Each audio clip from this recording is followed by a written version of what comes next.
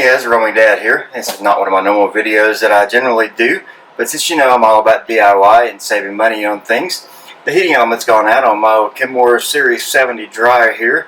Picked one up over at the appliance store. Got all these clothes backed up from the camping trip over the past week, so we need to get that taken care of.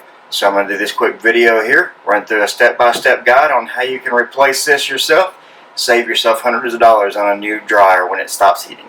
Alright, so we've got everything set up the way that we need to here. We've got our heating element, we've got our driver here. We're going to have a 1/4 inch screws on the back of this.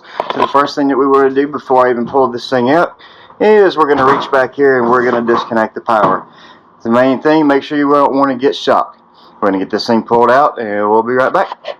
Alright, so now that we've got everything pulled out, we're going to take the back off of this. This has 6 or 7 1/4 inch screws around it. We're going to take those out, pull this back off, and then we'll go from there.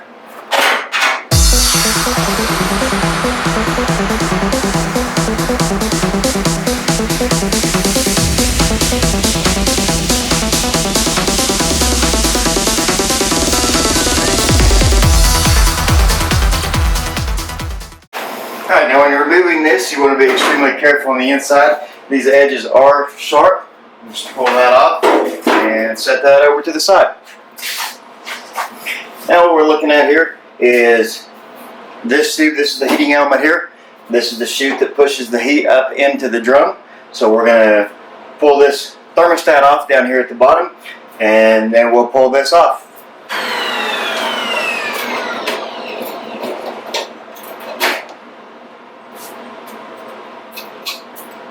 Wiggle this a little bit down here to get that off, and just pull that to the side. Now we're going to pull off these 2 1/4 inch screws and pull the heating element out. You do want to set those to the side so you can reuse them. And this will just lift out like this. This one we can see that this is our problem because our heating element is completely broken here and on the bottom and in this spot. So we know that that is our problem with this. So with this, we'll take this and we'll just lay it aside. We want to take out our new heating element here. We want to inspect it, make sure everything is good with it. All the coils are intact. You can see where the problem is between the 2 of these here. So with this, all we're going to do is we're going to take it and we're going to go in reverse, putting this back in place. Just move it up here into the grooves. Line your holes up.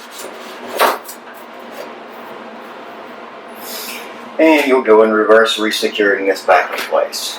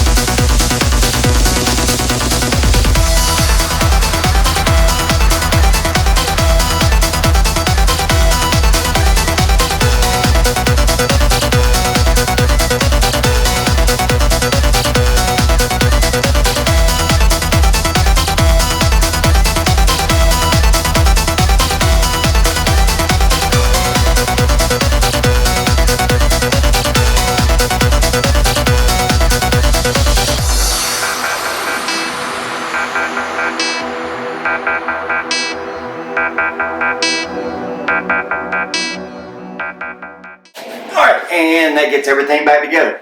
So we'll turn this thing around, get it plugged back in, get everything going again on it, and we should have heat. Guys, if you found any value out of this, please, by all means, give us a thumbs up, subscribe to the channel, hit that little bell over there. You know, most of our stuff is about adventure and about roaming, but we do put out some videos and some things like this because the Romy Dad is about advice, recommendations, and reviews from a single dad. So of course, single dads, single moms, we all want to save money. We all want to know how to DIY. This part with tax and all was about $43. A new dryer would have cost, you know, $600–700. Even finding one used would have been a couple $100 at this point. So we've saved a ton of money, and we get to get our clothes dry and continue on with a good quality dryer. If you have any questions or comments, please hit us below, leave a comment. Remember, if you have any doubts about this, even after watching this video, this is a DIY, so seek professional advice if you're not comfortable doing some things like this. Make sure the number one thing is that you've got the power disconnected. You do not want an electrical shock. Until next time, take care.